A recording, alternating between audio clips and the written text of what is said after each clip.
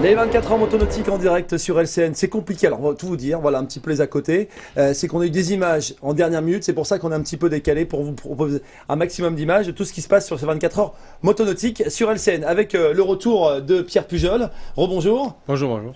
Pierre, donc petit point sur la course, il y a des arrêtés, il y a pas mal de choses, c'est un peu complexe et en plus il fait chaud, il fait lourd. Il y a pas mal de problèmes techniques, de bateaux qui sont remontés pour des problèmes d'arrivée d'essence, un qui a enfourné, le Matmut. Et donc il y a pas mal de faits de course, des bateaux qui font un petit peu ce qu'on appelle le yo-yo, c'est-à-dire ils repartent, ils n'ont pas trouvé la panne, ils remontent. Donc c'est vrai qu'au niveau du classement, ça joue beaucoup maintenant.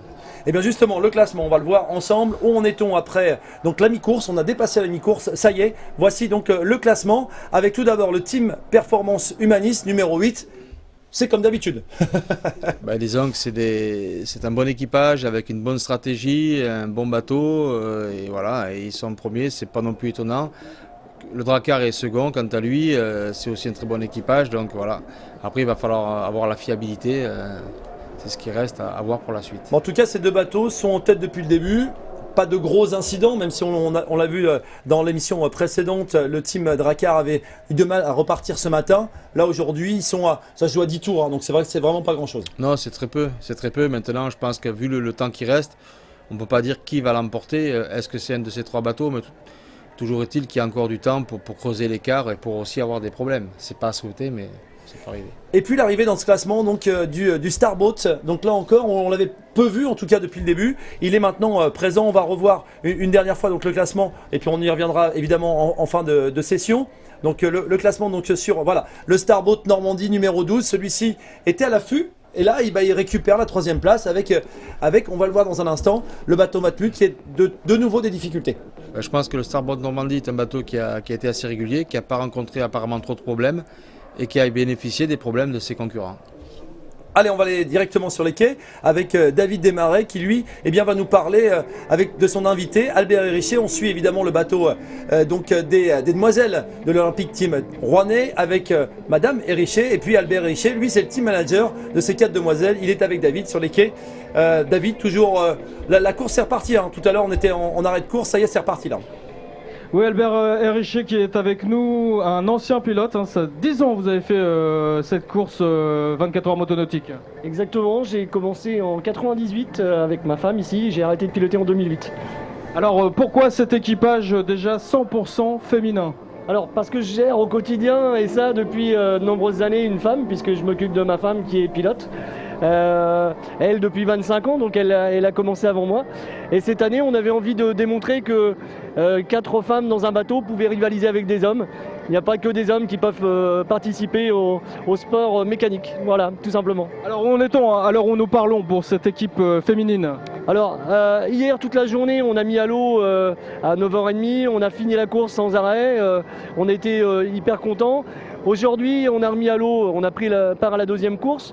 On a eu des petits soucis ce matin, on a été un petit peu bloqué pendant 1 heure, des petits soucis mécaniques. Et là, maintenant, ça tourne depuis ce matin, donc tout va bien. Vous avez quelques soucis mécaniques, vous pouvez nous en parler plus en détail? Cette fuite d'huile notamment? Alors en fait on a un bidon qui envoie de l'huile sur le moteur Optimax. Et donc on avait une petite fuite d'huile quelque part et donc ça fonctionnait mal. Le moteur fonctionnait pendant 3/4 d'heure et après on a une alarme qui se met en route et on était obligé de rentrer. Donc on a réparé et maintenant on n'a plus de problème. C'est quoi votre objectif dans cette course ? Alors l'objectif bien sûr ça serait de faire un podium, mais avant tout on est parti dans des conditions d'endurance telles que Rouen et donc avec un moteur fiable et on a juste envie d'aller jusqu'à lundi soir. Tout peut se passer aux 24 heures même s'il n'y a plus la nuit et donc on sait que le classement peut changer d'un moment à l'autre. Donc l'objectif c'est qui va piano va sano. Un bateau qu'on reconnaît, hein, Régis, un bateau tout rose. Oui, David, justement sur ce team, hier on en parlait avec Albert Richet en amont de l'émission. Les filles voulaient faire un petit peu plus d'1 heure de relais. Aujourd'hui, elles sont à combien en moyenne de temps de relais? Alors hier vous faisiez 1 heure de relais, et là vous en êtes à combien actuellement? Alors maintenant ces dames font des relais d'1 heure 30. Pour mes 3 pilotes étrangères qui ont découvert Rouen hier, on s'était mis d'accord à tourner que sur 1 heure pour qu'ils prennent en main le bateau, qu'ils comprennent bien le circuit et tous les pièges de cette course qui est difficile. Donc là maintenant elles tournent, elles font des relais d'1 heure et demie. Merci David. Merci Régis. Merci David. Allez, quelques éléments maintenant importants. Je vous disais qu'on avait pris avec un petit peu de retard parce que nous avons reçu une image, il a fallu la mettre en place. On va vous montrer cette image. C'est bateau numéro 63, le Team Performance. Juste, il y a une petite heure maintenant, avant le début de l'émission, eh bien, ce team était relayé et remonté. Et puis on a eu ça. Ce bateau qui prend feu. Alors, on va relativiser évidemment, les images sont impressionnantes et peuvent craindre des choses, mais on va y revenir après, on va laisser l'entière de ces images. Voilà, le Team Performance, Twax, il est là, c'est le bateau 63. Lui, donc, il était remorqué tout à l'heure, on avait ces images juste avant, en clôture d'antenne tout à l'heure. Ce bateau 63, on le remorque, on le récupère et puis on l'emmène dans les paddocks, Pierre.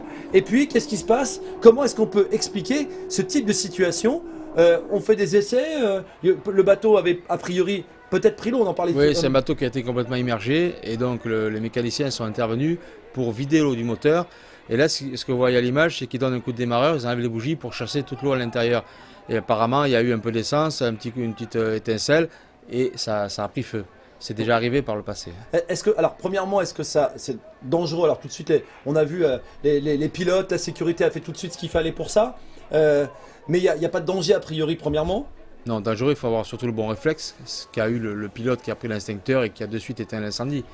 Donc non, il faut essayer que ça n'arrive pas, mais si ça arrive, évidemment, il faut répondre rapidement au problème. Alors, et ensuite, quelles sont les conséquences d'un point de vue purement sportif sur ce bateau? Bon, je pense qu'il y a des conséquences de l'incendie qui a été très court, c'est un petit peu d'essence qui a brûlé sur la périphérie mécanique. Je ne pense pas qu'ils aient endommagé quoi que ce soit, si ce n'est peut-être un fil électrique ou autre. Je ne pense pas que ça va les pénaliser pour repartir en fait. Bien, voilà, on a vu quelques images, on devait vous les montrer.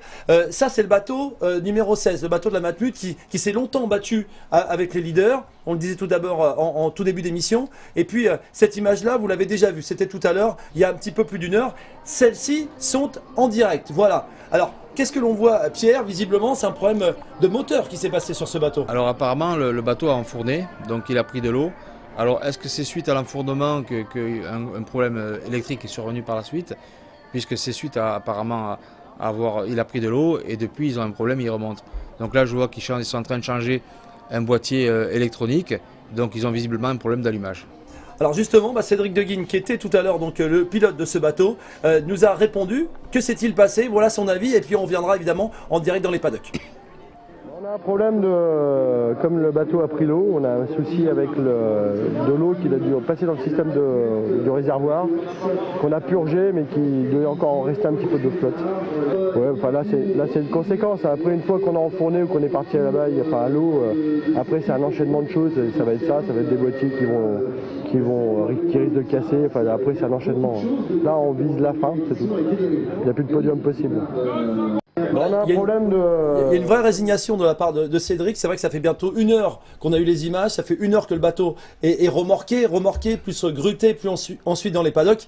Là, avec une heure de retard, c'est impossible à rattraper. C'est impossible. Ou alors il faudrait que les autres aient des problèmes. C'est-à-dire, mais avec beaucoup d'autres bateaux et des problèmes. À la régulière, on va dire que c'est pas possible.